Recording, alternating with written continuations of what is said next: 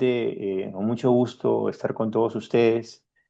Igual que hicimos la vez pasada, y por el tiempo, porque también está nuestro segundo expositor de hoy día, mi amigo Eddie Astudillo. eh, el material que vamos a presentar va a quedar como diapositivas compartidas para que ustedes las puedan revisar después como material, y vamos a centrarnos en algunas ideas, pasar rápido las diapositivas, detenernos en algunos aspectos importantes por temas de tiempo, pero en todo caso el material les va a quedar, ¿no? Entonces, hoy día vamos a hablar del procedimiento de duda razonable en relación con el valor en aduana. Se me escucha bien, Verónica, y se nota que estoy pasando las diapositivas, ¿no? Perfecto, perfecto. Ok, muy bien. Entonces ahí una breve presentación de los temas que vamos a tocar el día de hoy. Y cuando hablamos de duda razonable, tenemos que hablar de la facultad que tiene la aduana para investigar, ¿no? En este caso, concretamente, investigar el valor aduanero. En realidad, por la potestad aduanera que la aduana tiene como autoridad, puede revisar cualquier cosa relacionado con la declaración aduanera en base a acciones de control aduanero materializadas concretamente en situaciones específicas, en este caso, dudas razonables, ¿no? Entonces, mencionábamos en la sesión anterior que hay un documento que es el documento transversal, ¿no? Que es como el link entre la autoridad aduanera y el importador, que es la declaración aduanera, en este caso declaración del valor.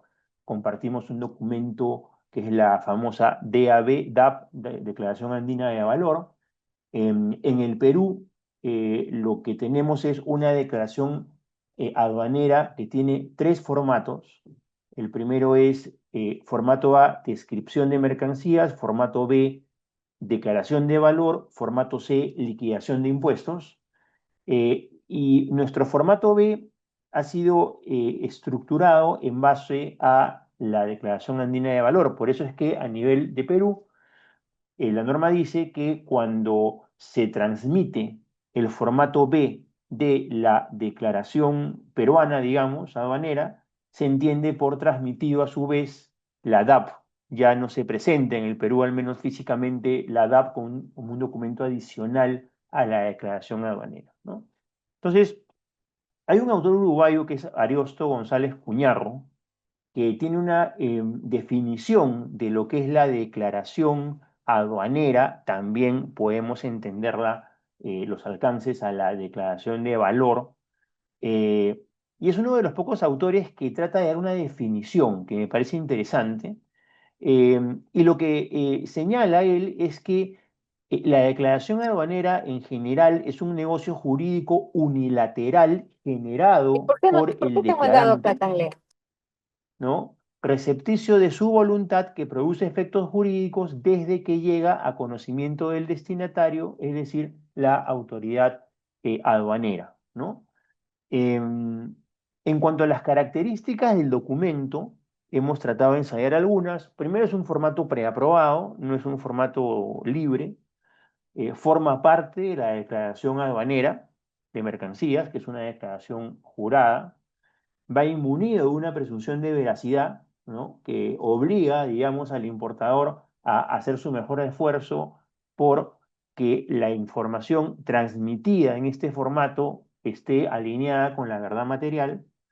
La información contenida en esta declaración se sustenta en información y en documentación adicional: contratos, facturas, documentos conexos, etcétera. No es una información que fluya de la nada, tiene documentos de sustento.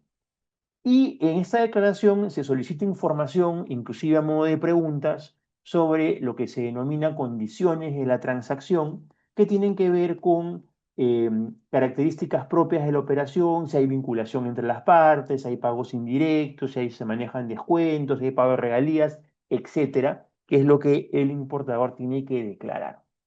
Entonces, en base a lo que se declara en este formato, que forma parte de la declaración aduanera, es que la autoridad puede decidir iniciar un proceso de investigación. Y en cuanto a la facultad de investigar, yo siempre cito al doctor Enrique Barreira de Argentina, eh, y él en un evento que hubo en Buenos Aires en el año 2015 se refería a propósito de la valoración aduanera al contrato de compraventa internacional y él decía, la valoración intersubjetiva traducida en el precio resulta de lo pactado por las partes en cada caso concreto. Y en base a eso, que es totalmente cierto, él se preguntaba, ¿cómo es que un tercero puede valorar una mercancía si no formó parte de la transacción? ¿Cómo es que un tercero puede conocer las particularidades que llevaron a las partes a negociar lo que negociaron, a aceptar lo que aceptaron, a no aceptar lo que no aceptaron, a fijar el precio que fijaron, si no formó parte de la transacción? Y ese tercero, el doctor Barreira, se refería expresamente a la autoridad aduanera. Y la respuesta a la pregunta es imposible que lo sepa, no lo sabe. Y ahí es donde surge esta potestad, facultad de investigar, ¿no?, que tiene la autoridad aduanera para investigar, para preguntar, para solicitar, para inspeccionar, porque si no lo hace, es imposible, ¿no?, que pueda llegar a un convencimiento de lo que se declaró en ese formato está alineado con la verdad material. No se puede. Esta facultad de investigar está totalmente plasmada en los documentos de valor de la OMC, en la normativa andina, ¿no? Y dice expresamente la norma que nadie puede poner en discusión que la autoridad tiene la facultad de investigar. Ahora, en relación con lo que se declara en el formato, en esta DAP, ¿no? Eh, Hay una opinión consultiva interesante, a 11.1 del Comité Técnico de Valoración Aduanera de la OMA, que es un grupo de expertos de múltiples países que se reúne periódicamente para generar instructivos, directrices, instrumentos para uniformizar los criterios de aplicación del acuerdo de la OMC a nivel mundial, ¿no? Y parte de la información que se proporciona de buena fe. Y esto es importante porque si la declaración de valor forma parte de la declaración aduanera y la declaración aduanera es una declaración jurada, tiene que ir premunida de buena fe. Tiene que partirse que el declarante ha declarado de buena fe, no para engañar. No se puede partir de que la persona quiere engañar. Se parte de que declara de buena fe y si esa información o datos contenidos en el formato no se alinean con la verdad material, lo primero que debe pensarse es que son errores cometidos de buena fe, por esta presunción de veracidad de que va inmunida toda declaración presentada ante cualquier autoridad administrativa. Y esta opinión lo que establece ciertamente es que la autoridad aduanera o a la autoridad aduanera no se le puede obligar a que se fíe de la información, etcétera, cuando ve que hay algo que le parece raro, que no está completo, que no hay una concordancia entre los formatos de la declaración, que hay incoherencia, y efectivamente se establece la posibilidad de que se genere la investigación. Sobre el tema de la investigación en sí, eh, también es interesante ver no solamente o quedarnos en que hay la facultad de investigar, sino por qué se debe iniciar la investigación, partiendo de la premisa que la autoridad aduanera, como cualquier entidad pública, tiene recursos escasos en tiempo, dinero, personal, infraestructura, tecnología. Entonces, esos recursos escasos los tiene que canalizar en situaciones que amerite verdaderamente mover toda una maquinaria que ponga a disposición de esa investigación estos recursos escasos, ¿no? No se puede investigar el 100% de declaraciones, entonces hay que tener filtros y saber en qué casos es necesario iniciar esta investigación, plasmar esta facultad genérica de investigar que tiene la aduana. Y la normativa andina establece un listado de factores de riesgo que podrían servir para que la autoridad aduanera decida iniciar una investigación. Estos cuatro grupos son grupos que he armado yo, no están así en la norma, son como 15 supuestos, por ahí falta alguno he tratado de poner los más importantes, pero lo que quiero resaltar acá es que la diferencia de precios entre el precio declarado en la declaración de valor por el importador y los precios que la aduana pueda manejar en sus sistemas informáticos, no es la única causal o factor de riesgo, es una de las tantas, ¿no? Hay otras situaciones que podrían ameritar quizás con mayor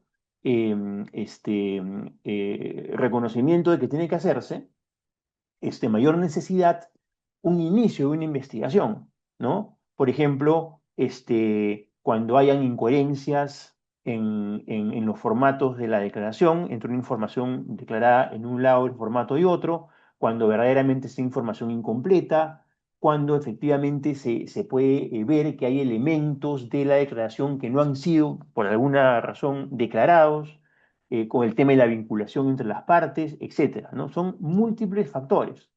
Pero en el caso de los precios, que es lo que vamos a referirnos ahora, es importante ver que la comunidad andina, la normativa andina, no se refiere solamente a los precios bajos, dice precios ostensiblemente bajos, o sea, son precios que están muy por debajo de los precios regulares que la autoridad aduanera pueda tener registrados. Y eso nos hace llevar una reflexión, que algo lo mencionábamos ayer y me parece también que el doctor Alais ayer mencionó algo de esto, es si la duda razonable o la generación de duda razonable alimentada por estos mecanismos de inteligencia artificial que tenemos ahora puede ser suficiente para gatillar dudas razonables, para iniciar procesos de investigación sin que haya un análisis criterioso efectivamente de cuán ostensible es la diferencia, cuán importante es la diferencia de valor entre lo que se declara y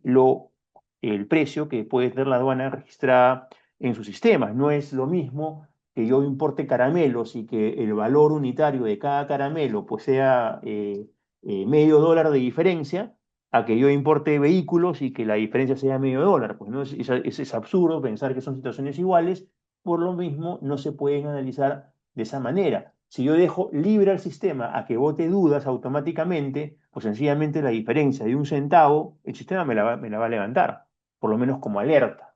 Eso está bien, eso es lo que se debe hacer. El sistema podría reemplazar al ser humano y al criterio que el especialista funcionario donde no pueda establecer aquí para orientar efectivamente el uso de recursos adecuadamente. Ya que entramos a un tema también que es importante, que es el manejo de base de datos, la comparación entre precios del precio declarado y el precio registrado como referente, que hace que se nutra esa duda razonable, surge una base de datos que manejan las autoridades aduaneras, que ha sido criticada, digamos, por organismos internacionales, el mecanismo de estas bases de datos, como por ejemplo la Cámara de Comercio Internacional de París, porque se parte que son bases que no son públicas, que el importador no tiene acceso directo, que limita su derecho a la defensa, que no se sabe si es información actualizada, correcta, que proviene de declaraciones de importación verdaderamente con valores finales definitivos o inclusive que están en investigación, no se sabe. Sencillamente son referencias que se sacan y establece la Cámara de Comercio Internacional que este es un problema que se ha presentado sobre todo en países en vías de desarrollo, ¿no? Ese es un problema, el uso de base de datos con información que no necesariamente es actualizada, correcta, sino que además el importador no tiene cómo defenderse, no tiene cómo analizar si verdaderamente esos valores son valores idóneos para que se inicie una investigación vía la duda razonable y se genere todo este mecanismo que se mueva la maquinaria costosa para el Estado, ¿no? En un caso en particular. El doctor Daniel Solesi, de la Argentina, eh, se refiere a este tema de la generación de las dudas como que esta duda no puede ser por cualquier cosa. Él le llama pueril, por motivos pueriles. Tiene que ser por razones justificadas, ¿no? Por motivos fundados para que se inicie esta investigación verdaderamente, ¿no? En Julio, relación con el trato de... perdón, tenemos un par de preguntas que nos gustaría hacerte ahora, ¿puede A ser? ver, bueno, Em, a ver, en Colombia la DAF se presenta si el documento de transporte supera los $5.000. ¿En todos los países de la comunidad andina también aplica para este valor? no. Porque, como dije, en Perú la DAP no se presenta ya. O sea, en Perú lo que hay es una transmisión de un formato B, de una declaración más comprensiva, más general que la declaración aduanera, que ya incluye la información de la DAP. Yo creo que en Colombia podría eso estar relacionado con procedimientos simplificados de importación, que también tienen un tema de valoración. En Perú también hay rangos que establecen procedimientos más, con menos formalidades, digamos, cuando pasan determinados umbrales, ¿no? Pero en rigor el tema del valor es un tema que debería estar siempre presente y potencialmente ser objeto de estas dudas o de cuestionamientos que se puedan hacer. Si no se presenta la DAP en estos procedimientos, de alguna manera tendrá que hacerse alguna declaración del valor en la declaración aduanera que sustenta la importación y ahí habría que ver qué información es la que se solicita. Bien, muchas gracias. Hay otra pregunta. La factura comercial como mínimo debería cumplir con los requisitos legales de expedición del país de donde es originaria para considerarla un documento original y definitivo, soporte de la transacción de compraventa internacional. Ya. A ver, acá hay un error que yo veo que es muy común, por lo menos en Perú yo lo he visto siempre así. Las autoridades nacionales tienen una orientación de tratar de regular el contenido y formalidades de documentos expedidos en el exterior en base a normativa extranjera. Y eso es imposible, eso no se puede. Lo que las autoridades nacionales podrían establecer es información que, fluyendo de la factura, ellos podrían tener en consideración. Pero si esa información no está de la manera que la autoridad nacional pretende que esté, no invalida la factura ni le resta mérito probatorio. Mm. Sencillamente, quizás sí pueda dar derecho a preguntar, a generar una duda, porque hay información relevante para un país que no está en el formato de factura del país de exportación y que para la autoridad es importante y se podría generar una duda que deba ser explicada y seguramente así será por el importador. Los documentos expedidos en el exterior tienen que respetar las formalidades legales y requisitos legales del país de emisión, ¿no? Entonces, si cumple con esas formalidades, que se entiende que es así, porque esto de la valoración aduanera es un espejo, ¿no? La mercancía se exporta ante una aduana y se importa ante otra aduana mediante el uso de documentos transversales, que son la factura, el documento de transporte. Esa factura que sustenta la exportación es la misma que debe sustentar la importación en el otro país. Y si la factura sustentó la exportación válidamente, es porque cumple con los requisitos de la normativa del país de exportación también. Entonces sí es válida, ¿no? Ujú. Julio, ¿existe la posibilidad de adaptar la inteligencia artificial para fortalecer el proceso y los métodos del control de la valoración aduanera de las mercancías que ingresan al país? ¿Existe alguna experiencia? Mira, la experiencia que yo conozco en el Perú, la aduana peruana siempre ha sido una aduana de vanguardia y sí se preocupa por mantener actualizados todos los sistemas, etcétera, invierte dinero y nos consta en esos temas de informáticos, es que se está utilizando inteligencia artificial y es positivo, creo yo, para determinados aspectos de los procesos.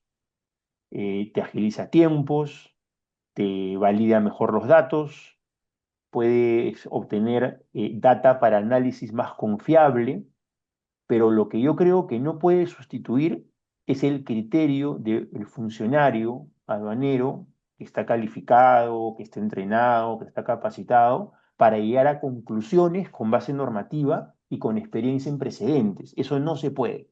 La inteligencia artificial no puede sustituir a las personas para llegar a conclusiones que impactan en la esfera jurídica de los importadores, ¿no? Entonces, la inteligencia creo que te puede servir para aliviarte el proceso, pero no puede servir para que la inteligencia concluya directamente y que esa conclusión, más allá de ser un insumo, sea sencillamente trasladada en una resolución y sea notificada al importador con efectos directos en su esfera de derechos. Muchas gracias, Julio. No hay más preguntas. Adelante. Bueno, eh, vamos avanzando por el tiempo este que siempre es muy tirano, ¿no? Bueno, sobre trato de precios reducidos, ¿no? Hay opiniones consultivas del comité de la OMA y también hay una interpretación prejudicial interesante de la CAN, pero en síntesis lo que dicen es estos precios reducidos y la diferencia entre precios reducidos y precios de la base de datos, ¿no? Los valores pueden generar una duda, pueden iniciar un procedimiento de investigación para que la autoridad pregunte, pero nunca pueden ser utilizados como instrumento de sustitución del valor. Eso no se puede, eso está prohibido. Duda, autoridad, pregúntame, dame la oportunidad, yo te explico, pero esos valores no pueden sustituir el valor y no pueden constituirse per se en la base para la determinación de los tributos de importación, para el cálculo. No se puede, ¿no? Procedimiento de duda razonable. A nivel de comunidad andina tenemos una normativa y también con base en la edición 6.1 de este Comité Técnico de Valoración, donde nos establece las pautas más o menos generales que debería cumplir este procedimiento de duda razonable cuando existan motivos para dudar que, como ya mencionamos, no deberían ser motivos pueriles, como dice el doctor Solesi, sino deberían ser motivos fundados, ¿no? Vamos a referirnos a las etapas en un momento, pero acá hay algo importante que hay que tener en consideración. El acuerdo de valor también señala que el hecho de dudar de la veracidad y exactitud de la información no debe causar perjuicio a los intereses comerciales legítimos de los comerciantes. Y esto es importante, ¿por qué? Si la duda razonable es un mecanismo de investigación que se inicia, que se gatilla en el despacho de importación, normalmente, ¿no?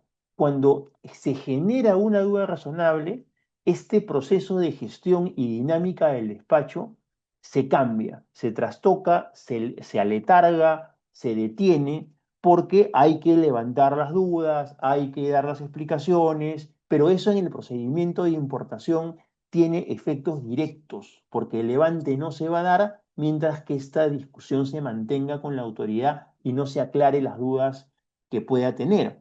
Es cierto que hay posibilidad de dar una garantía Pero de se me han perdido tributos todos mis instrumentos, me da coraje. entre... Bueno, milagroso, ¿no? Hay Ahí, micrófonos abiertos, por sí, sí, favor. por ¿Podrían favor. cerrarlos?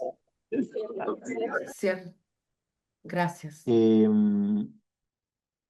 Lo que estaba diciendo era, ya, como esto se da en el despacho y se detiene hasta que no se den las explicaciones, es cierto que se puede dar una garantía entre la diferencia de los tributos que surgen del valor que yo declaro con la referencia de valor más alta de la aduana, pero todo esto tiene costos, ¿no? O sea, el hecho de que se retrase el despacho genera mayor pago de almacenaje, genera sobreestadía de contenedores, genera otros gastos asociados. La propia garantía bancaria tiene un costo de una comisión que cobra el banco no da una corta fianza gratuitamente. Y todos estos son costos que hacen razonabilidad cuando esta duda tenga razón de ser, cuando se inicie verdaderamente por razones fundadas, cuando se inicie verdaderamente por estos precios ostensiblemente bajos a los que habla la normativa andina. Pero hay muchos casos donde uno dice, ¿por qué se inició la duda razonable? No ha tenido por qué iniciarse la duda razonable y sin embargo se generan estos costos sobre costos al importador que nadie le resarce. Entonces también es algo importante que lo dejo ahí para tener en consideración. Acá hay un procedimiento que más o menos, en términos generales, yo he tratado de esbozar, que tiene las etapas que son generación de la duda, sustento del importador ante las preguntas o observaciones y pronunciamiento de la aduana. Este procedimiento de duda razonable, visto en positivo, debería ser entendido como una oportunidad necesaria, importante, que tiene el procedimiento para llegar a la verdad material. Es una oportunidad para que las partes, la aduana y el importador, interactúen entre sí y se llegue a esclarecer cualquier duda con precisiones, preguntas, etc. Y esta interacción no debe, creo yo, agotarse en me generan la duda, el importador contesta dentro del plazo original o prorrogado y la autoridad resuelve. Porque si ante la respuesta del importador se mantienen las dudas, yo creo que en beneficio del proceso la autoridad aduanera debería preguntar. Es decir, importador, tu documentación, tu información me hace sentido, pero hay algunos aspectos formales que no me están cuadrando, hay códigos que no me hacen mucho sentido, por favor explícame, ¿no? Muchos códigos relacionados con los SWIFT bancarios, que son códigos de los bancos, que por procedimientos internos los bancos manejan y que ni la aduana ni el importador conocen, y son en muchísimos casos los que generan los problemas.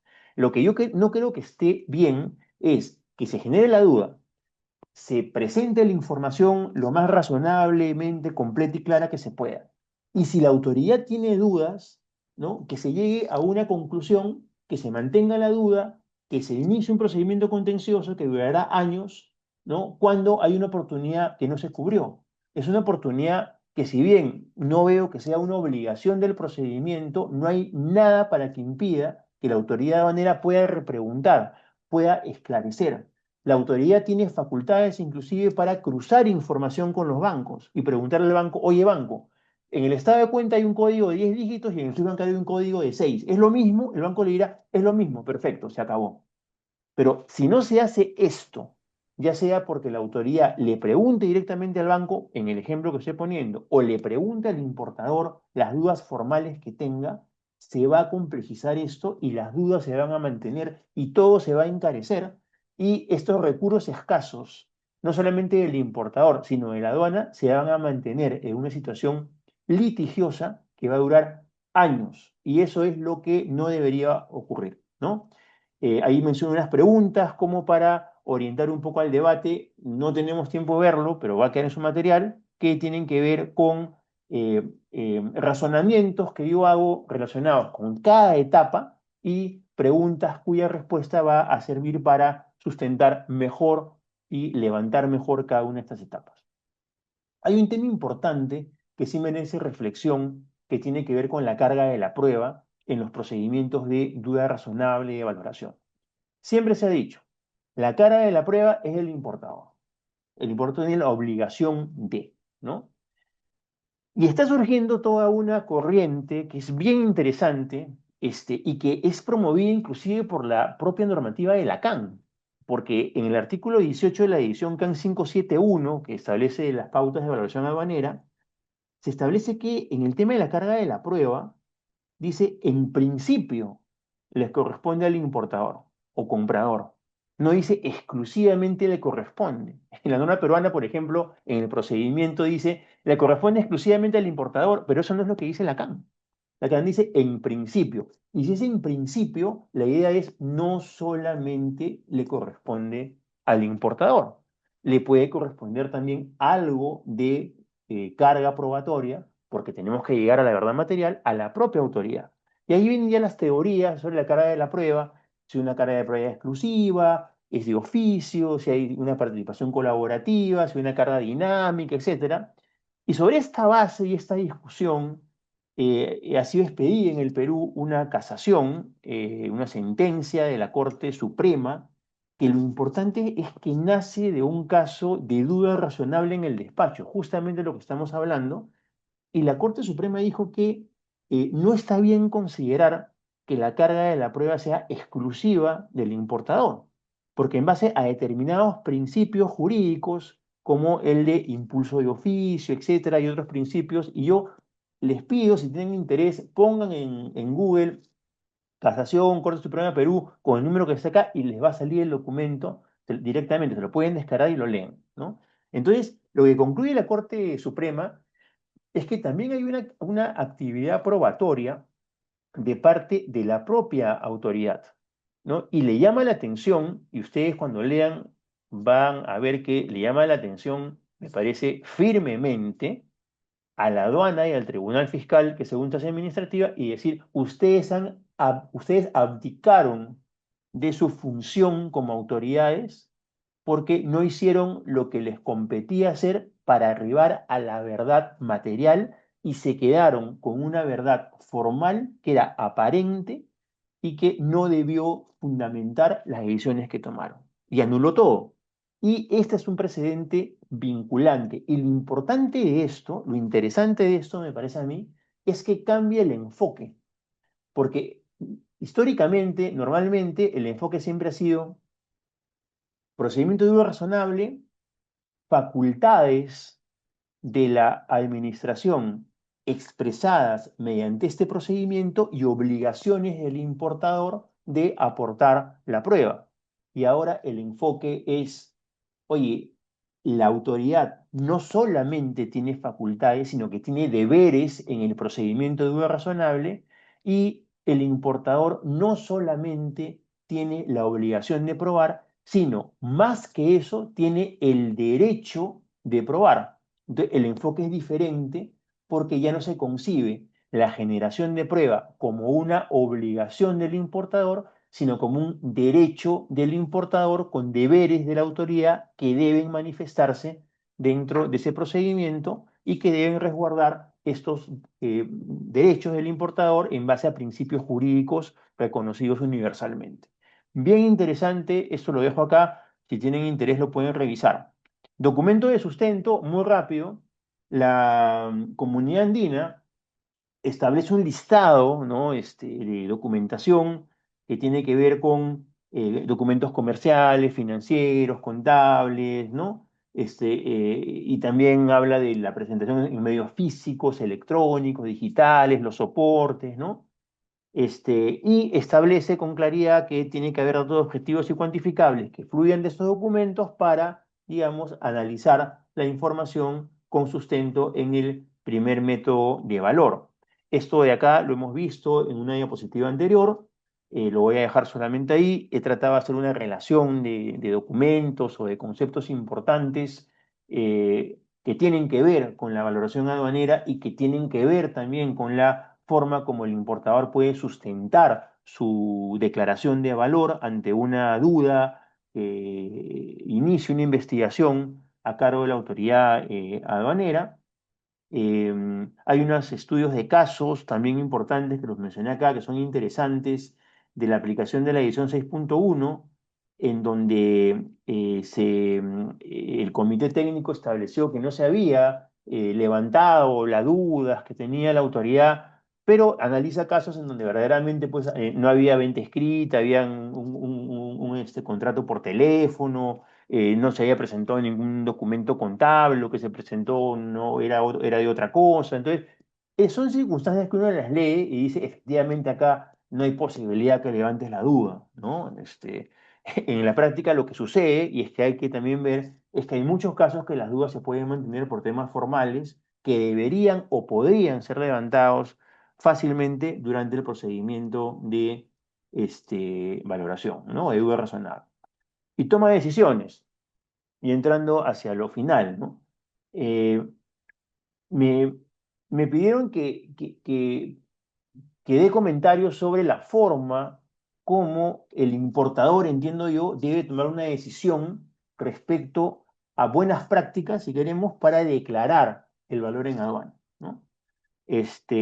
Y lo presenté como un esquema con preguntas, etcétera, pero donde he tratado de remarcar lo más importante, ¿no? Entonces, lo primero que hay que analizar es la naturaleza de la transacción. No solamente si hay un contrato de compraventa o no que sustenta la importación, porque si no hay un contrato de compraventa, el método 1 no se aplica, sino existiendo la compraventa, cuáles son las características, ¿no? ¿Qué actos se han generado a partir de la compraventa que inciden en la importación en un momento o en diferentes momentos en el país de importación? El documento, digamos, donde se materializa la compraventa con información relevante e importante es la factura. Y otra pregunta importante que tiene que ver con un caso que mencionaba en la sesión anterior es, ¿esa factura es una factura comercial que genera un pago que se contabiliza como deuda por pagar o es una factura aduanera que acompaña a la mercancía que arriba al país? Es referencial solamente para la declaración aduanera. Eso es fundamental, porque si yo no tengo claro esto, lo que voy a transmitir probablemente es que esas facturas son facturas que se pagan y la autoridad, al leer esto y sin tener la información completa, me podrá exigir, entonces, si me has declarado 50 facturas, tienen que haber 50 pagos, acredítame los pagos cuando los pagos van por otro lado. Como hablábamos en la lección pasada, pagos por hitos, por avance de obras que no tienen nada que ver con los embarques que van llegando al país.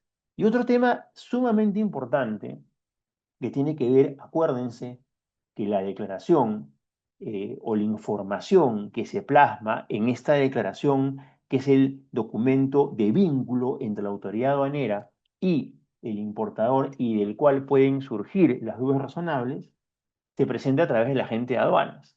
Y el agente de aduanas maneja la información que el importador le provee. Entonces, es sumamente importante que el importador permanentemente, ¿no? Revise, actualice, complemente, pero sobre todo entienda bien el esquema comercial de compraventa, de las características de la compraventa que finalmente van a sustentar la declaración de importación y obviamente la declaración de valor. Si no hay una actualización periódica y una revisión periódica, no se va a poder tomar una decisión correcta y probablemente la información que se transmita a la aduana vía el agente de aduanas sea incorrecta, sea incompleta, sea imprecisa y va a gatillar todo este mecanismo de duda razonable cuando en otras circunstancias donde sí se hubiera tomado esta previsión, esto probablemente no hubiera ocurrido, ¿no? Entonces, ahí nuevamente le dejo las referencias doctrinales que siempre utilizo y les agradezco mucho. Y si hay alguna pregunta, Verónica, quedo ahora o al final de la charla para poder absolverla. Sirva esta exposición de mi parte también para, y este es un atrevimiento mío, rendir homenaje a dos grandes personajes que influyeron en mi capacitación. Me refiero al ingeniero Jesús Sánchez Oro, quien fue mi instructor en la Escuela Nacional de Aduana de Perú cuando hubo un programa en su momento, y en quien vida fuera la economista Julia Inés Sánchez, que fue funcionaria de la DIAN y que me enseñó bastante de valoración aduanera. Bien, me han pedido una especie de híbrido, interesantísimo por cierto, y he aceptado el reto, de ver cómo hay una incidencia, una influencia entre clasificación, valoración, y ya yo como condimento también le puse origen, ¿no? Pero vamos por el principio.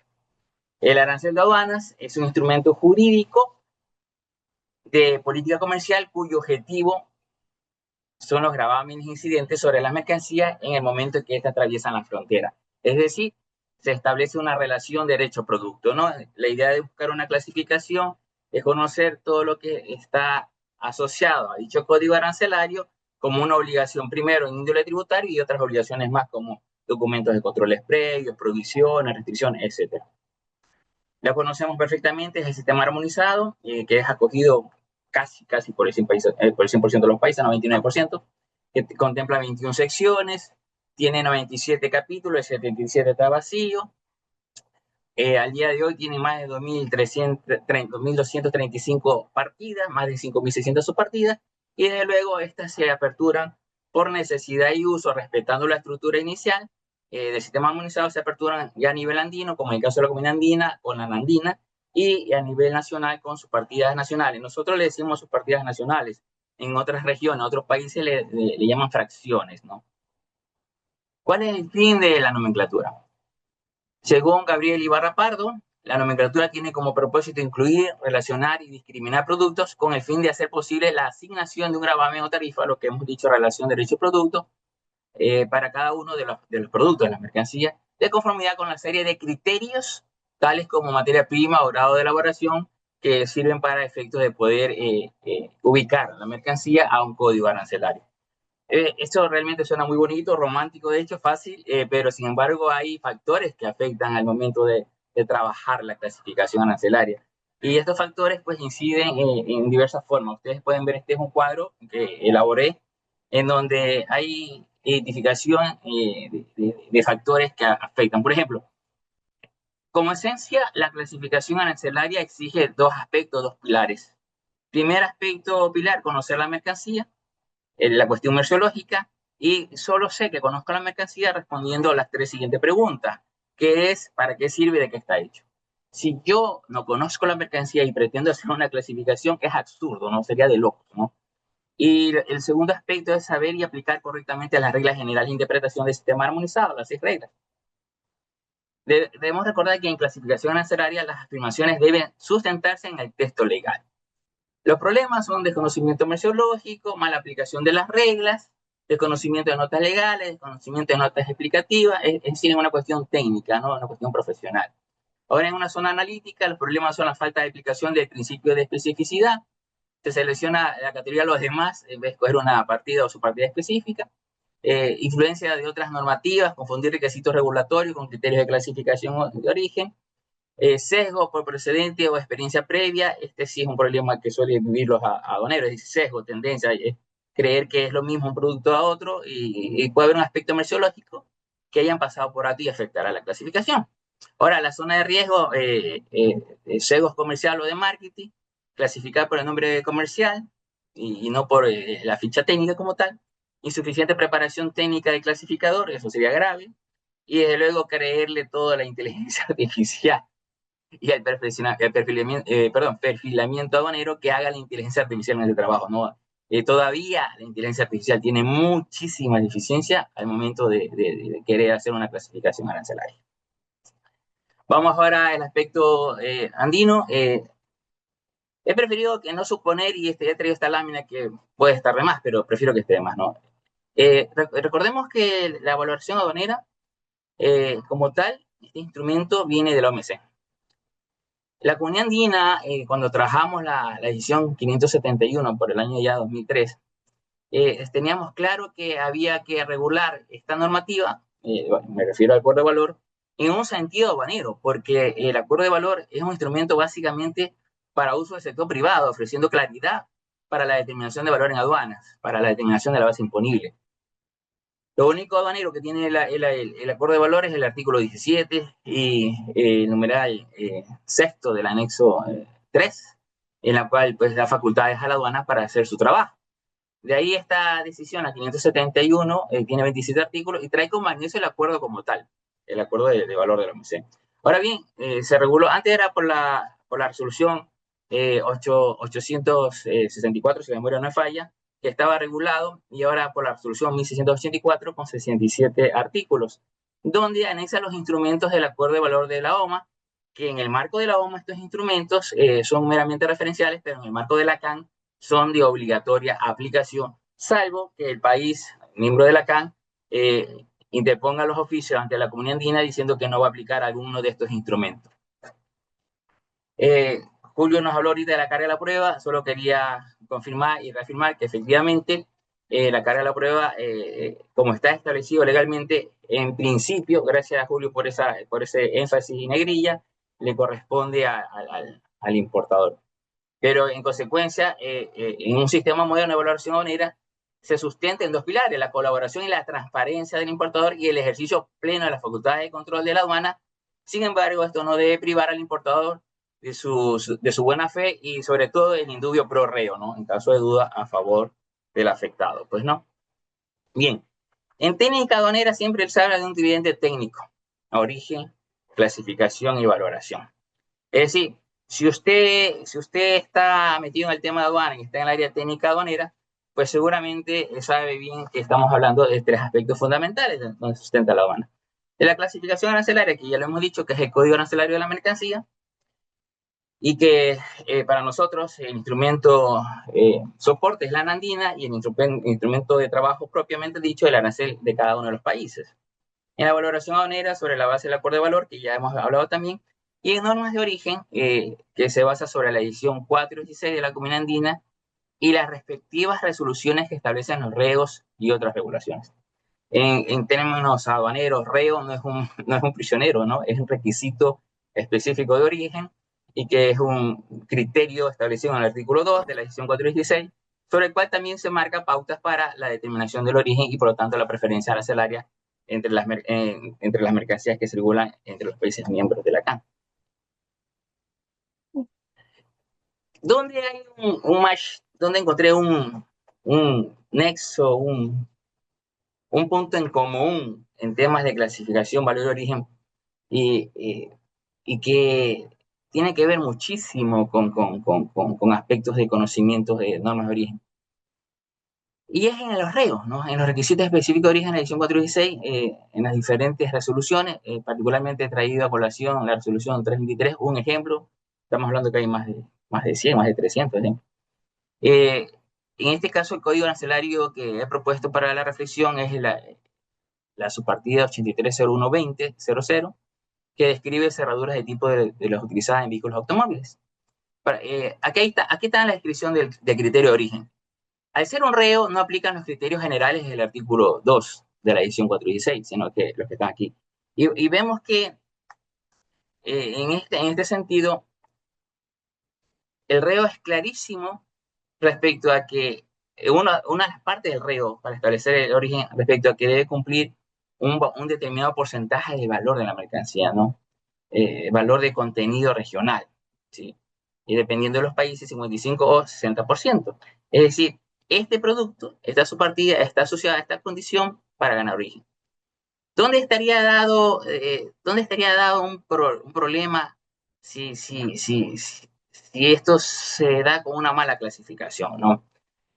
Por ejemplo, sería que se le asignaría, en este ejemplo hipotético, ¿no? Sería que se le asignaría al cerrojo del tipo de las utilizadas en vehículos automóviles en otra subpartida. Podríamos pensar en 8301-4090 y no en 8301-20.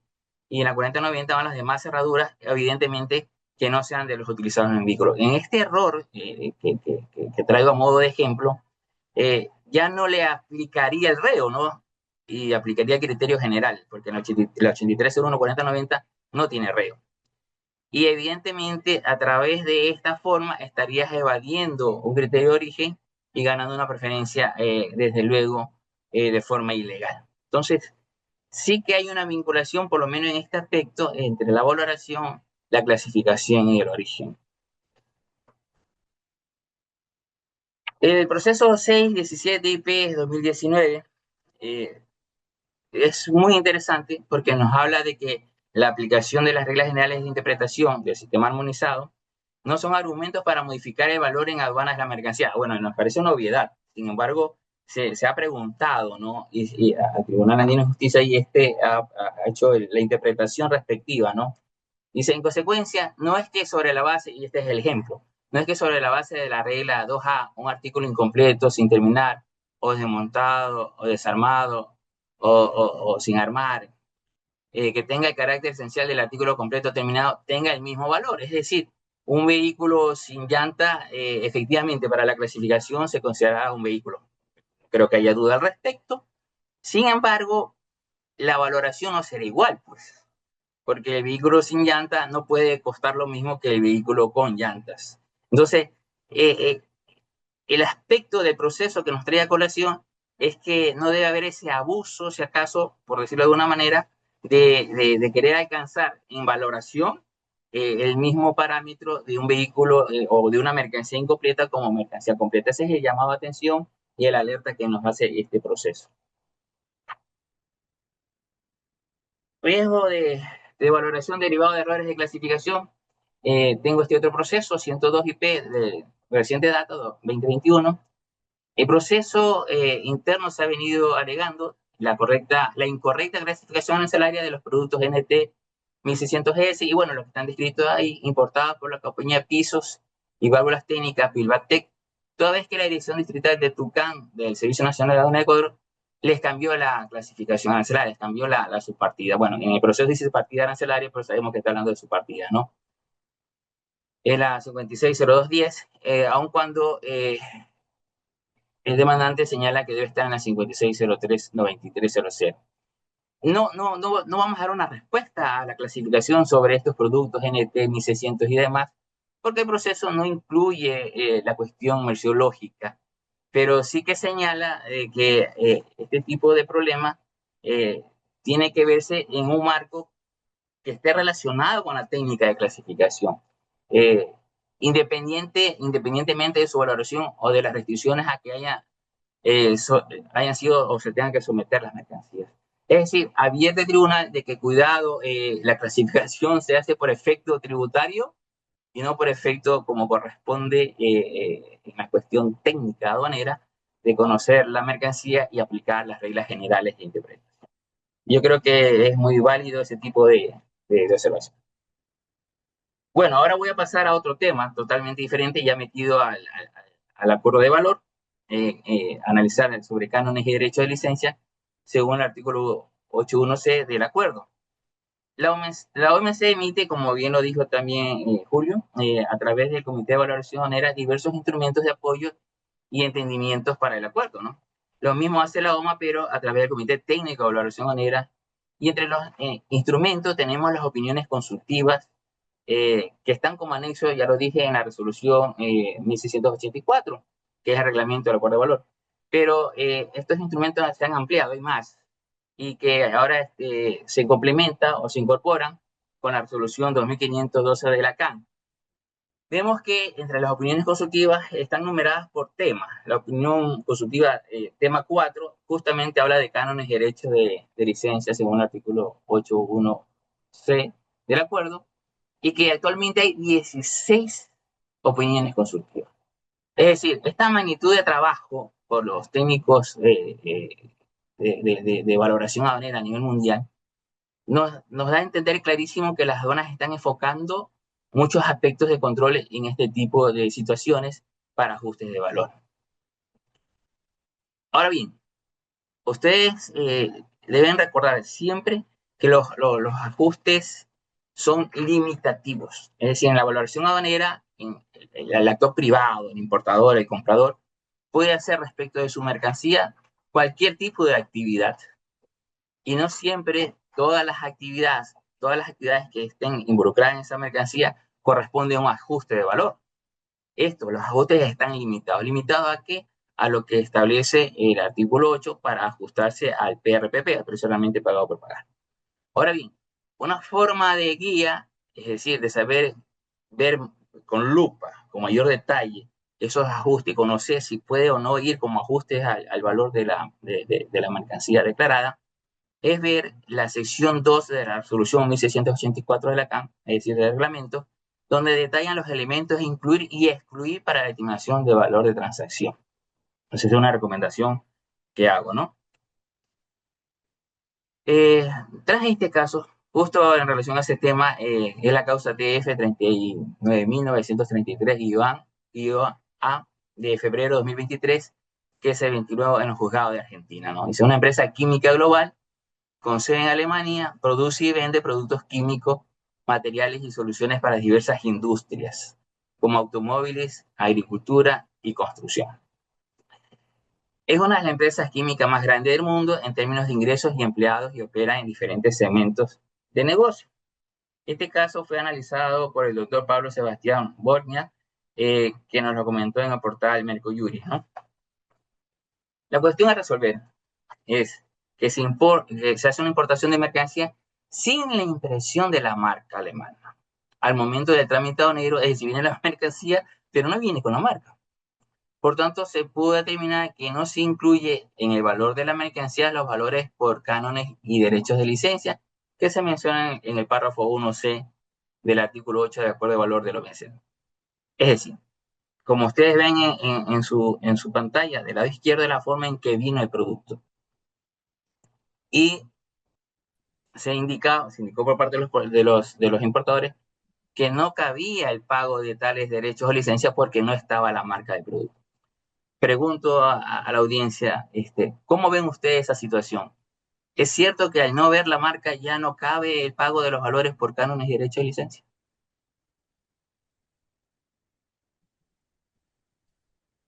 Hay que ver otros factores. Bien, más factores, más Viendo información. todas las características, creo que sí, sí incluiría el pago de esos derechos. Muy bien, gracias. Habría que ver si es una condición de la venta. Interesante, interesante aporte. ¿Algún otro comentario? Sin la marca es difícil precisar pues que son iguales. Ok, ok. Usted acaba de indicar algo muy importante. Quiere saber quién es el proveedor y quién es el importador. En este caso son las mismas empresas. Son transnacionales, pues, ¿no? Un boletín químico. ¿Perdón? ¿Un boletín químico? Solo te entendí químico. Lo primero te entendí. Un boletín químico para Ah, analizar el producto. pedirías información adicional, es lo que me dice Luis, Sí. ¿cierto? Ok, O su ficha técnica. ok, ok. En el análisis, muy bien, vamos, gracias por... Acuerdo entre el proveedor y el importador. Y de acuerdo al acuerdo que tengan de licencia, se debe ajustar el valor naval. Ok, gracias por sus aportes. Han esbozado en términos generales todos los aspectos que se deben tener en cuenta y que son válidos justamente para determinar el ajuste o no. Vamos a desarrollar, vamos a ver la respuesta. Dice, el intangible es la marca, ¿no? La marca alemana incorporada a la mercadería. Es inseparable de la mercadería importada y que al momento de producirse el hecho imponible, es decir, de producirse la importación definitiva a consumo, ese intangible formaba parte de la mercancía importada. Sostener lo contrario, es decir que no es lo mismo sobre la mercadería al tiempo de la importación, daría lugar a abusos del derecho. Pues bastaría con incorporar la marca a la mercadería luego de su importación para considerar que este tipo de intangibles no pueden afectar el valor en aduana de la mercadería importada cuando esto no es así. Es decir, ya está per se la marca allí. Esto es interesante, ¿no? La circunstancia más frecuente que, que, que más frecuente en las que es posible considerar que un canon de derecho de licencia está relacionado con la mercancía objeto de valoración se dan cuando las mercancías importadas incorporan la propiedad intelectual y o se fabriquen utilizando la propiedad intelectual incluida en la licencia. Por ejemplo, el hecho de que las mercaderías importadas incorporen la marca comercial por la que se paga el canon indica que el canon está relacionado con las mercaderías. En este punto es oportuno señalar que la mercadería contiene la marca, es decir, el producto en sí mismo ya contiene la marca. Es interesante este aspecto porque no es la marca, visualmente hablando, no es el papelito visualmente lo que determina si ya está o no el canon en el producto. Nos hace esta observación, este apunte. A tenerse en cuenta, son tres condiciones, muy bien, alguien nos señaló, a verificarse, ¿no? Dice a Harvard bajo el concepto de ajuste. Primero, que el canon no esté incluido, ¿no? En el precio realmente pagado por pagar, para que pueda ser un ajuste evidente. Que los cánones de derecho de licencia estén relacionados con las mercancías de autovaloración, también me parece obvio. Y que el comprador tenga que pagar directa o indirectamente los mencionados cánones y derechos como condición de venta de dichas mercancías, como bien alguien lo mencionó. Es decir, con estos tres aspectos a considerarse, si se dan como una lista de chequeo, si se cumple, si se dan, toca pues hacer el ajuste, toca pues sumar, ajustar el valor ahora, ¿no? Conclusión, hay que evitar las abstracciones técnicas, aíslen el derecho de aquello que surge del sentido común, por más que no existan contratos que acrediten condición de venta expresa. Es contrario al sentido común considerar que el importador puede usar el intangible marca con todo lo que ello implica sin pagar absolutamente nada a cambio. Sentado ello es de indicarse que la condición de fabricación impacta en el proveedor que fabrica el insumo, no en el comprador que lo adquiere, para quien será condición de venta, según los considerando de número 29 de la sentencia que ya referimos, ¿no? De esta forma se llega a la conclusión de que puede existir una condición de venta implícita ante la inexistencia de documento alguno del que se desprenda explícitamente una exigencia de la empresa importadora argentina de pago de un canon o licencia referido a la mercadería importada. Entonces, sí que debemos estar atentos de ver que estos abusos no se den, ¿no? Que no existan. Y en riesgo de valoración, sembrado de valor, las aduanas tienen que cuidar la base. Definitivamente es un instrumento que no debe ser usado como una sentencia para perjudicar al importador, sino como un administrador de riesgo, pero sin que esto sea un instrumento de abuso aduanero. Entonces, si el análisis aduanero se deriva, por ejemplo, a tejido de mezclillas, denim, de la subpartida arancelaria 520942, solo tendrá coherencia si es que no se lo clasifica en otro lado. Es decir, si yo voy a ver los valores y las tendencias y resulta que en la subpartida que estoy haciendo el análisis de riesgo no es donde lo están clasificando el producto, mi análisis o mi estudio está mal hecho, tiene errores obvios, ¿no? Ahora bien, si tiene que haber de parte de los aduaneros, y esto tiene que ver con la lámina, áreas especializadas que estén constantemente depurando la base. La base no se va a autodepurar, la inteligencia artificial no lo va a hacer. Tienen que haber técnicos que sepan y evitar este sembrado de valor. Yo doy por sobreentendido que conocen el sentido de sembrar el valor, ¿no? Que no es sino la forma sutil de pseudos importadores de ir dañando la base con valores cada vez menores en el tiempo para que los precios de referencia de la base sean burlados y ya no sean fieles a la realidad del comercio. Entonces, sí que las aduanas tienen que tener personal especializado para poder depurar, base a perfiles de riesgo, evidentemente, este tipo de situación. Bien, a continuación vamos a ver algo breve, algo sencillo. Me pidieron que trate sobre la octava enmienda, pero es bastante, ¿no? Lo de la octava enmienda es bastantísimo. Así que vamos sobre la base de la última publicación que se hizo en abril de este año, de parte de la Organización Mundial de Aduanas, Sistema Armonizado, he traído esta presentación. ¿Qué cambia? Y bueno, en lo que es pescado, la partida 0302, pescado fresco, refrigerado y demás características, se crean nuevas subpartidas para identificar las rayas y mantarrayas, ¿no? Excepto las aletas, tal como se ve, ¿no? De la 030282 a la 030283. Y así más aspectos en este mismo sentido.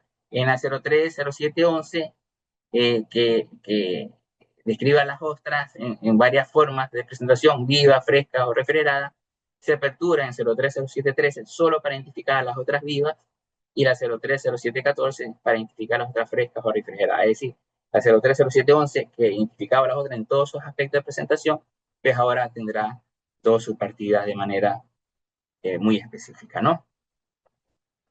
Luego, también lo mismo con los mejillones. En la 030731 se crean dos subpartidas nuevas. Y por último, 0305 en pescados secos, en donde se identifica de manera específica a los abadejos de Alaska, que hoy están incluidos en la 030553, para ya tener una subpartida específica 030555. El objetivo es mejorar la trazabilidad, la transparencia comercial y la calidad de las estadísticas pesqueras a nivel global. También en la 3002, la partida que clasifica sangre humana, sangre animal, preparada para uso terapéutico, profiláctico y demás, entre ellos las vacunas también en dicha partida, busca excluir, sacar las vacunas para medicina humana de dicha partida para pasarlas a la 3007 y dependiendo del uso, la subpartida puede ir en 300711 hasta la 300790. Asimismo, se sacan de la 3002, la subpartida 42, vacunas para medicina veterinaria y dependiendo del uso, pues se le asignará nueva subpartida 3008 a la 300811 hasta la 300890, indicando de acuerdo al uso de dicha vacuna. Y otra vez más, otro tipo de vacunas se transfiere a nuevas subpartidas, tal como se llama en la lámina, ¿no? ¿Qué se busca? Incrementar la precisión estadística, sanitaria y regulatoria del comercio internacional de vacunas. Entonces, con esto se espera cubrir aquello, ¿no? Otro ejemplo, nuevas subpartidas que son sacadas de la partida 3915. Recordemos que la 3915 es de reciente creación e involucra clasificar desechos desperdicios y recortes de plástico. Básicamente se entiende que ahí iría aquellos plásticos que van a ser tratados para poder hacerse usar, ¿no? De segundo uso, vida continua. En la 3915, pues se abren nuevas series de subpartidas para clasificar por características, fortalecer la trazabilidad internacional de residuos plásticos, facilitar la aplicación de controles ambientales internacionales, subrayado, ese yo creo que es el enfoque de fondo, controles ambientales internacionales, mejorar la calidad de estadísticas comerciales y apoyar la implementación de compromisos derivados del convenio de Basilea, del planeta común, la aldea común. Otro ejemplo de cambios con la octava enmienda, recuerden que este entra en vigencia el 1 de enero de 2028, todavía no conozco que se esté trabajando el tema a nivel de la Buenesa y peor aún de la CAN, es decir, tenemos que esperar esos documentos de correlación para poder aplicarse a los aranceles nacionales. Yo me imagino que de aquí a un año máximo ya tendremos los documentos normativos de la Comunidad Andina. Supongo que la Comunidad Andina ya estará en guardia sobre estos temas para poder dar los instrumentos de correlación que se usarán en los aranceles de cada uno de los países miembros. En esta partida estamos hablando de madera en bruto, incluso descortezada, desalburada o escuadrada, ¿no? Y vemos que se crean nuevas subpartidas para alerce y las demás maderas en bruto de conífera, ¿no? Mejora la precisión estadística, la trazabilidad comercial es el fin y el seguimiento de especies forestales específicas, es decir, control regulatorio, ¿no? Control que no se agote las especies, ¿no? Este de aquí me pareció interesante, esta apertura. Dicho sea de paso, a nivel andino hay aperturas para identificar diferentes tipos de juguetes, sería, ¿no? La 9503 son los triciclos, patinetas, coches de metal y demás juguetes. Bueno, hay varios, de hecho, ahí descritos. Y se busca a nivel mundial dar una subpartida específica a globos, ¿no? Globos, vejigas, que son para fiesta. La 9503 también, bueno, ya separaría a los globos y crearía la categoría a los demás. Entendería yo que a nivel comunitario, las aperturas que hay al día de hoy en 9503, todas irían a los demás, excepto que, no recuerdo que haya una subpartida específica de globo, no la de ver, no hay una subpartida específica de globo a nivel andino. Y asimismo, en la 9505, artículos para fiesta, carnaval u otros, se crea artículos de carnaval u otros entretenimientos, incluidos los demás y artículos sorpresa. Se elimina, más bien, no se crea, se eliminan las aperturas. Es decir, no hubo justificación para esas aperturas de 950510, 950590 y por lo tanto queda solamente cerrada, ¿no? 9505. En la 9507, 90, bueno, en la 9507 en general, en la partida, están las cañas de pescar, anzuelos y demás artículos para la pesca con caña, que se busca clasificar para identificar las redes de desembarque, para pesca, redes para mariposa y artículos similares, material textil sintético o artificial. El objetivo, mejorar la precisión estadística y comercial mediante su partida más específicos para artículos de fiestas y recreativos. También hay cambios en notas. Solo traje como referencia, repito, no podemos ver en minutos la cantidad de cambios, las casi 100 hojas de cambios que nos dan como instrumento de estudio y de consideración para que estén atentos a lo que viene, ¿no? Entonces, así que solo traje ejemplos tal como se ha pedido, ¿no? Y vemos que hay definiciones nuevas o aclaraciones nuevas en definiciones y en notas. La importancia de las notas, ya lo sabemos perfectamente, ¿no? Es por la primera regla, ¿no? Que los títulos, las sesiones, capítulos y subcapítulos solo tienen un valor indicativo, ya que la clasificación está determinada legalmente, que viene la importancia, ¿no? Ya que la clasificación está determinada legalmente por los textos de la partida y de las notas, ¿no? Las notas que se les conoce como notas legales y este sustento, y por tanto se vienen nuevas posturas, nuevas considerando en estas notas legales. Conclusiones. Autonomía jurídica e integración funcional de los tres pilares del control aduanero. La clasificación arancelaria, la valoración aduanera y las normas de origen constituyen los tres pilares técnicos fundamentales sobre los cuales se estructura el control aduanero moderno. Aunque interactúan permanentemente y se complementan entre sí durante el proceso de control, cada uno posee objetivo, finalidad, metodología y consecuencias jurídicas propias. Cada disciplina debe ser aplicada dentro de los límites establecidos por su respectivo marco normativo, evitando que los criterios propios de una sean utilizados como sustituto o desnaturalizar los requisitos legales de la otra, como era el ejemplo de querer valorar una mercancía aplicándole la segunda regla como completa cuando esta es incompleta. La clasificación y el origen pueden constituir elementos de análisis de riesgo en valoración, pero no sustituyen las reglas del acuerdo de valor. La información derivada de la clasificación arancelaria o de las normas de origen puede constituir un elemento relevante para la gestión del riesgo y para la generación de dudas sobre la veracidad o exactitud de valor declarado. Sin embargo, una diferencia de criterio en clasificación arancelaria o una observación relacionada con el origen de la mercancía no constituye por sí misma fundamento jurídico suficiente para rechazar el valor de transacción. Conclusiones: el control de valor en aduana debe orientarse prioritariamente hacia mecanismos de control posterior y gestión de riesgo. El acuerdo de valoración de la OMC promueve un sistema de valoración basado en la situación del PRPP, sustentado en la documentación comercial de la operación. En consecuencia, las administraciones aduaneras deben privilegiar mecanismos de gestión de riesgo, controles selectivos, auditorías y verificaciones posteriores al despacho antes que esquemas de control preventivo que puedan afectar la fluidez del comercio legítimo. Enfoque consistente en los principios de facilitación de comercio, control aduanero moderno y utilización eficiente de los recursos de fiscalización, permitiendo concentrar los esfuerzos en operaciones que presenten riesgo de subvaloración, fraude e incumplimiento. Tener aduana de segundo piso es el enfoque en el control posterior, en revisión de libros contables, lo que debe suceder al día de hoy en nuestras aduanas, lo que debería suceder al día de hoy en nuestras aduanas. A todo esto tengo una pregunta antes que se me pase. ¿Ustedes creen que en la preferencia arancelaria, el origen, es al producto o a la partida? ¿Alguien que quiera opinar?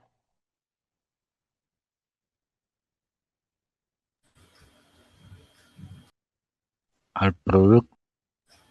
Producto. El producto. Al producto. Ok. En los acuerdos comerciales, cuando ustedes participan en los acuerdos comerciales, ustedes han visto que las partes se sientan y ven las subpartidas y comienzan a hablar de cada una de las subpartidas. No diga usted, vamos a ver la partida 0101, animales vivos, bla, bla, bla. ¿Cómo queda el criterio de origen? No dice nacido vivos, el criterio de origen. Ok. Entonces, para esa partida de 0101, el criterio es nacido vivo.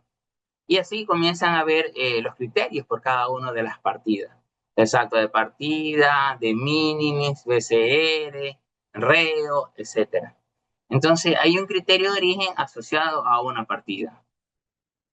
Si el origen es al producto y no a la partida, ¿qué pasará si la partida no corresponde al producto y le cambian la partida? Estuvo mal clasificado, por decirlo de una manera. Según este concepto de que el origen es al producto, me es indiferente entonces en qué partida esté, igual va a tener el origen, siendo que pudiera cambiar el criterio de origen. ¿Esto es lo que estamos diciendo? Pregunto. Es una interrogante, buenos días, que efectivamente, por ejemplo, si un certificado de origen me dice que cierto producto pertenece a la partida arancelaria, su partida arancelaria 39, 26, 90, 90, por decirle. Más sin embargo, en el momento de una revisión, un aforo físico, en criterio, el comprobador indica que va en la partida 40, 16, me invento, ya, por un ejemplo. Entonces, ¿por qué al momento de hacer el cambio de su partida en el sistema, el comprobador me solicita quitar el código liberatorio si el producto realmente es originario? No porque me cambian la subpartida arancelaria, deja de ser originario del país donde que fue hecho el producto. Entonces, esa era mi interrogante. Gracias. ¿Qué tal, Fernando? Gusto saludar, Fernando. Muy bien, el punto es este.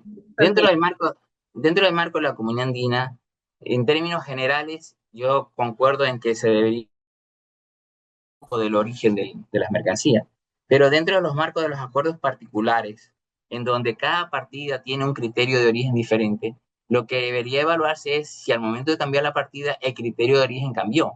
Si no cambió, yo considero que se mantiene el origen, amén de la mala clasificación arancelaria, que igual sigue siendo un error.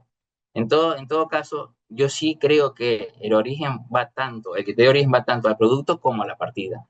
Es una opinión personal. Terminemos con las conclusiones. La normativa nacional debe actuar como complemento de la normativa comunitaria, no como un mecanismo de sustitución o restricción. A ver, en las aduanas se cree que la respuesta, si no está en el marco de la CAN, en las normativas de la Comunidad Andina, ya la respuesta no existe y no es así.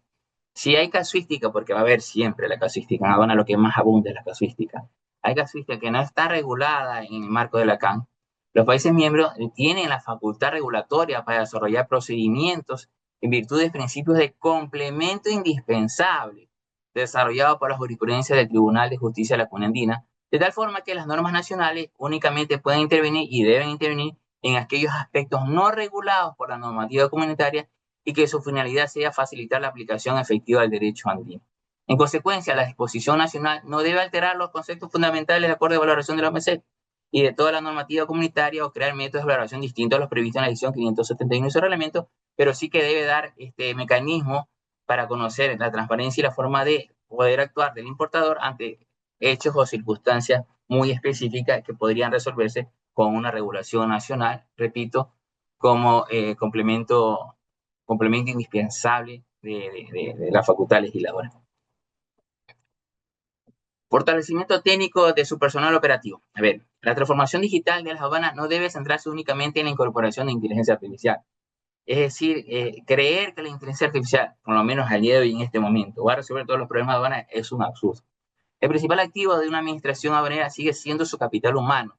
En consecuencia, la prioridad estratégica debe ser fortalecer las capacidades técnicas institucionales mediante la incorporación de profesionales altamente especializados y la capacitación permanente del personal en clasificación arancelaria, valoración aduanera, origen de las mercancías, auditoría y gestión de riesgo. Solo sobre esa base, la inteligencia artificial podrá convertirse entonces en un verdadero multiplicador de la eficiencia y la calidad del control aduanero. De ahí que programas como en el presente, como el presente caso, que son organizados por la CAN y EBIT, son imperativos para las aduanas. Antes, el enfoque necesario que debe siempre verse es que la experiencia compartida de los casos en los diferentes países miembros de la CAN son los que suman efectividad en el accionar y no abusos, que es justamente la idea de estos cursos para efectos de poder hacer bien el trabajo técnico a nivel de aduanas. Agradezco la atención, quedamos prestos para quien inquietud. Muchísimas gracias, Edi. ¿Tenemos algunas preguntas? Si es posible, tenemos unos minutos todavía.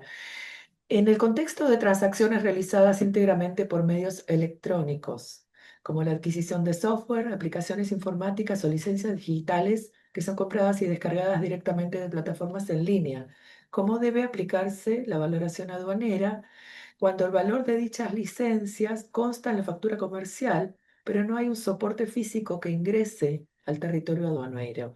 ¿En qué subpartida debería clasificarse?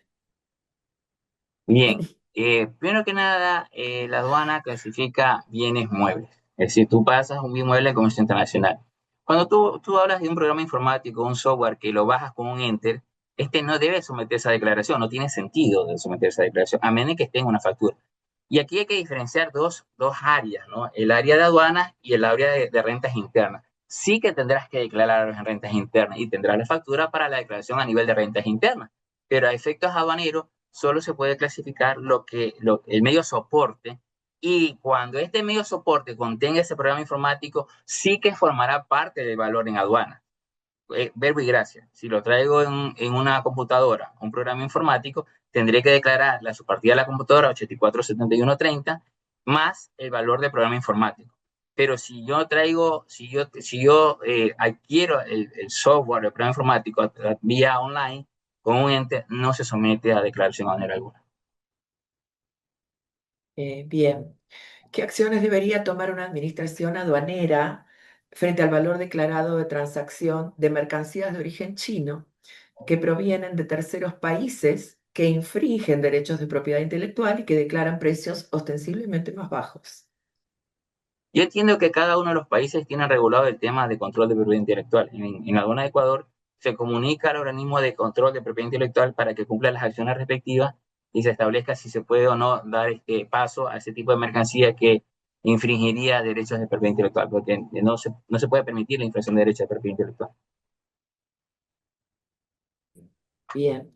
¿En qué casos los intereses que factura el proveedor se asume por algún crédito, al crédito de compra quizá, al comprador, forman parte del valor en aduana o en ningún caso forman parte del valor en aduana? Los intereses como tal no forman parte del valor en aduana, el acuerdo lo establece, pero siempre deben estar plenamente diferenciados, justificados, legalmente sustentados. Es evidente que debe estar así. Entonces no formarán parte del valor en aduana, eso está establecido. Amén de que yo esté en contra, pero eso legalmente está establecido, no forman parte del valor en aduana. Bien, tenemos dos más. ¿El pago mediante criptoactivos es suficiente para generar algún tipo de duda razonable? No entendí la primera línea, ¿es que? Si el pago mediante criptoactivos es suficiente para generar algún tipo de duda razonable. Perdón, estoy con poca Lo voz. que más se habla, y considero que sí hay un riesgo, pero en tipo de lavado de activos. Es decir, no sé si tanto una duda razonable, pero sí que creo que la unidad de estudios de delito financiero debería intervenir. Una opinión personal. Bien. Y la última, frente al ejemplo que presentaste sobre etiquetas, cánones y derechos de licencia, ¿cómo se manejan los derechos de reproducción en materia de valoración aduanera? Claro, eso tiene que ver con propiedad intelectual. Esto es muy interesante y solo como ajeno a lo que estamos viendo, pero quiero mencionarlo. ¿Sabían ustedes que si tienen derecho, ustedes tienen un CD original de un artista, ustedes pueden sacar una copia de ese CD original para su uso en el auto, por ejemplo, y no infringen derechos de autor? Pero más allá de eso, desde luego que sí. Gracias, permiso, ¿no? Sí, por Básicamente, favor. este ha sido un ejercicio muy interesante, esta capacitación. Se extrañaba, se extrañaba. He visto a los compañeros expositores magistrales, ¿ah? Magistrales de universidad, y creo que eso termina un éxito absoluto, ¿no? Definitivamente, y ojalá se pueda seguir haciendo, sería fantástico seguir haciéndolo. Eh, Personalmente creo que presenciales son mejor, pero entiendo que ahora la tendencia moderna lo hace virtual, pero si pudiera sobre todo a los funcionarios de aforo de las diferentes aduanas, involucrárselo y concentrados más, porque en forma virtual de repente están más pendientes de hacer el informe, qué sé yo. Y bueno, esa es la recomendación y excelente, ¿no? Agradecer también la invitación, ¿no? Muchas gracias, Eddie. Verónica, yo también, primero quiero felicitar a nuestros amigos ecuatorianos por el triunfo ayer de su selección de fútbol. Entiendo que hoy es día de festejo nacional, creo que hasta feriado han establecido. La verdad, muy contentos por el partido de ayer. Eh, y lo hemos mencionado, creo, a lo largo de la charla, lo importante que es la capacitación. Estos espacios son muy valiosos porque no solamente nos permite compartir conocimientos con base en la experiencia, sino compartir casuística de varios países, ¿no? De varios países que compartimos una misma normativa. Aquí veo también a nuestro querido amigo Germán Pardo, que le mandamos un saludo a Germán también. La selección Colombia muy bien, está avanzando también Germán. Felicitaciones. Y de verdad, me ha parecido excelente el curso y nuevamente, como menciona Eddie, creo que espacios como estos se necesitan, ¿no? Y esperemos que haya más oportunidades también para poder compartir. Gracias. Muchas gracias a ustedes. Aprovecho para agradecer también al profesor Pardo que nos acompaña.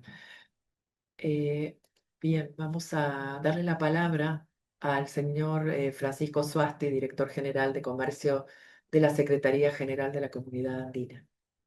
Adelante, por favor. Bueno, muy buenos días, con todos y con todas. A la doctora Lorena Muñoz, directora de Organizaciones Comerciales Multilaterales Regionales y Facilitación del Comercio del Ministerio de Producción, Comercio e Inversiones de la Presidencia Pro Tempore del Ecuador. A la doctora Verónica Toscani, funcionaria del área de integración y comercio, sector productivo, comercio e innovación de la unidad sector privado, sinergias y comercio del Banco Interamericano de Desarrollo. distinguidos y distinguidas representantes de las instituciones públicas de los países miembros, de la academia, profesionales en las distintas áreas vinculadas al comercio exterior, representantes de los sectores productivos y comerciales, funcionarios del Banco Interamericano de Desarrollo y de la Presidencia pro tempore del Ecuador y apreciados expositores. Me es muy grato extenderles en nombre de la Secretaría General de la Comunidad Andina un cordial y afectuoso saludo, a la vez de agradecerles por su activa participación en este importante evento. De igual manera, tengo a bien reiterar nuestro reconocimiento al BID por el apoyo recibido para la realización de este taller, que busca promover el fortalecimiento de las capacidades de los actores públicos y privados de los países miembros de la Comunidad Andina, en beneficio del proceso de integración. Como ustedes han podido apreciar en estos 4 días de taller, participaron más de 600 personas en cada una de las sesiones diarias, lo que demuestra la importancia e interés del público andino en este tipo de actividades, ya que promueven el conocimiento de la normativa comunitaria, en especial sobre temas en materia de valoración aduanera. Durante las presentaciones se pudo evidenciar la relevancia regional del acervo comunitario andino en los temas de valoración aduanera, partiendo de la decisión 571, la resolución 1684, y las resoluciones sobre los casos especiales de valoración, las interpretaciones prejudiciales del Tribunal Andino de Justicia, por citar algunos ejemplos de normativa. Y como ese acervo se relaciona con el régimen internacional de comercio a cargo de la Organización Mundial de Comercio y los instrumentos de aplicación de la Organización Mundial de Aduanas, al ámbito de valoración en aduanas de las mercancías importadas. Asimismo, es importante destacar algunos de los temas presentados por los expertos internacionales, como el antecedente histórico de la valoración aduanera, los fundamentos, conceptos teóricos y prácticos que dieron origen a las disposiciones internacionales sobre la materia y cómo, a pesar de los años, siguen vigentes adaptándose a la modernidad. Como ejemplo, me refiero a la nueva opinión consultiva de la OMA sobre cómo valorar una mercancía cuando de por medio existe una operación comercial pactada en criptomonedas, ¿no? De igual manera, tengo a bien destacar la detallada explicación práctica recibida sobre la aplicación de los 6 métodos utilizados para determinar el valor en aduanas de las mercancías, el momento de la aplicación de cada una de ellas, sus requerimientos desde los ámbitos técnicos, legales y de gestión, y la prelación en su aplicación, iniciando con el valor de transacción de las mercancías hasta el método de último recurso.